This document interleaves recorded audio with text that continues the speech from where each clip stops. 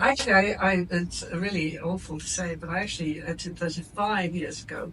And the reason I got into it is because I had done an MBA at Yale, and I stayed in America, and I worked with some high school students to build a business through a thing called junior achievement. And we started a business, we built products, we sold them, we closed down the company, we paid out dividends. I learned more in that year, I had more fun than I'd ever done in any corporate career. So I may dress like this, but underneath, I'm really a tech entrepreneur. And what do you particularly like being a tech entrepreneur? Oh, I mean, you're working with the smartest people changing the world. I mean, it's as simple as that. It's changing. Venture is working with really great technology entrepreneurs who have visions about how the world can be a better place, and that's so rewarding. When you see first presentation, a PowerPoint presentation, some hockey stick sales figures, what is your learning for a next generation? Is it worthwhile to look at them? I usually tell them to stop forecasting 10 years out. It really isn't likely to be accurate. I sort of basically, anyone who comes to us with kind of, I'm only going to be 0.5% of the global market is kind of like, I don't care about that. Tell me which customer niche, what problem you're solving, and how big a problem is that. Much more interested in that dynamic at an early stage. And what is the learning on due diligence Oh gosh. Yeah. Oh gosh. So Do you understand everything? This is an MBA background. no, with MBF, no. We rely on our network. So I don't expect, absolutely not to, I don't expect to understand everything. I expect to ask questions. I expect to be smart enough for someone to explain and answer clearly to me. If they can't do that, that's not a good sign. With the tech due diligence, we have an amazing network. Luckily, the UK has got some very strong, both academics in technology, but also businesses, and our own portfolio actors help us with due diligence in certain sectors we focus on, very deep technology sectors. So we have that. We have some very experienced venture partners who help us, but it's really about digging to get to the problem that's being solved and the defensibility of the tech. But at the end of the day, it's actually about the people. And so all this due diligence absolutely matters, but the reason that we spend time with it is to get to know the motivations of the people. Okay, so what can we learn from you about the due diligence of the founder's character? It is very hard, but you have to. I often talk about it's very hard, but you have to look at the transparency, the humility in terms of how much they say they have done and know, and how much they have yet to discover. And there's something that's a really difficult test. Is being humble a virtue for you, or is it the American way is not being humble at all? Exactly. Appropriately humble. In other words, appropriately, like being proud of what you've done, but knowing how much more there is still to do. So it's kind of like, and you could talk about it as being coachable. Are they willing to listen? Do they listen to advice? Are they interested in advice, or are they just interested in the money? I mean, most of them will say they're interested in advice. They're not really. They really want the money. But it's whether you have a dialogue and they're curious about how to build a business. But the one test that I often talk about, which is very difficult, is called the Solomon test, which is, will this founder, if asked, give up the baby to someone who is likely to lead it to greater things at the right time? And it's an incredibly difficult conversation to have and to actually test. But it's the thing that matters, because a lot of founders are so precious about their babies that they just won't recognize when it's time to pass it on. Have you ever experienced fraud? Oh God, yes. Sorry. We're just dealing with one now. Yes. I'm afraid so. What do you want me to tell you the story I told you last night? Yeah. Yeah, no, I mean, sadly,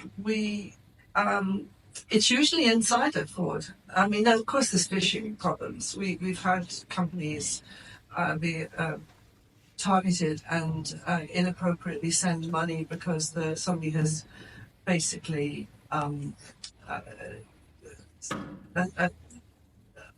pretended to be the CEO of instructing a transaction. We've had those kinds of phishing frauds. But the ones that are really terrible are the ones that are committed by insiders. And I was talking to you last night about my second or third deal ever, which was in the early 90s, where the FD was actually writing checks to himself to support a gambling habit. And we didn't discover it. And we actually put the money in, and then we discovered it after the fact because the bookkeeper came to us. And there were inappropriate controls. And very sadly, in that case, not only had he been writing checks to support his gambling habit, he had had this problem before, and his parents had mortgaged their house to support him. And in his shame, he put on a suit, pretended to be going to work again, and threw himself under a train. So I had to deal with fraud and suicide for the first week of the deal, which was pretty shocking. How do you check that? I mean, we don't do financial due diligence on very early stage companies. It's very hard, but you do try to look at controls and whether they have the appropriate controls. It's not a full DD process. In this industry, I always hear those success stories. I'm actually a lot more interested in your failures and what did you learn from them? Oh my gosh, the failures. Generally, it was that we embarked, for example, on too capital-intensive initiative, and there weren't enough co-investors in the ecosystem to support, and we couldn't support it for longer. So that was definitely a problem in the 2000s. We definitely went into deals where we couldn't support them for enough rounds, and there weren't enough other people around. And this is why this ecosystem that Mars Institute matters so much. We don't succeed unless there's an ecosystem that comes in alongside us. We're not like private equity where we take control stakes. We need co-investors, we need follow-on investors, we need all of the stages on the ladder to develop. And I think Europe now has that. And that's why we're beginning to see the returns look so competitive. That's actually, that was my key question. Would be, how did you perceive the whole development apart from those stats and the development of venture capital in Europe? I mean, you remain basically in the UK. We did some cross. Yeah, we did. We did European investments as well. Yes, we absolutely did from the UK. We only ever had offices in the UK until recently when Suzanne joined us in the Sun. So we've got a Swiss office now. Suzanne? So the big difference is that we do a lot of academic spin-outs, and not just from UK universities, also from across Europe. And the big difference is that the professors no longer think that they need to be CEO. That's a really big step forward, because they used to think that they always have to be the CEO. They now recognize they're better to stay there and spin out 1, 2, 3, 4 companies and find a business person. So that's a big change. The second big change is the depth of private capital. And the willingness of corporates to come down into our space, and of family offices to co-invest directly with us. That's really important, really interesting. Have you had any special experiences with the emergence of corporate VCs and the involvement of corporate VCs in early rounds? Oh, yes, we were very successful with a company called Cambridge Silicon Radio, which was the single chip Bluetooth solution. And we got Sony Ventures in very early, actually, and they understood the significance of Bluetooth. Because Bluetooth we take for granted, but at the time, at that era, this was late 90s, early 2000s, the whole of the US was kind of alight with Wi-Fi, and they thought, oh, what the hell is this Bluetooth thing? Why do you need this? No bandwidth, you know. Oh. And we said, there's this thing called mobile, and it's going to matter, and you can't take the energy consumption of Wi-Fi at the time. So Bluetooth is going to be significant. And of course, it turned out that it was the ear sense that was the big driver of volume in Bluetooth, but it's everywhere. And they couldn't see that Wi-Fi and Bluetooth were going to coexist. And so we ended up needing a lot of, as it was, Sony and corporates and European VCs to support that company. It went public. We sold it to Qualcomm for $3.6 billion. Well, they sold themselves. We were out by it. One of my last questions, will you ever ask a pension fund to invest in venture capital? Do you spend your fundraising your time more efficiently?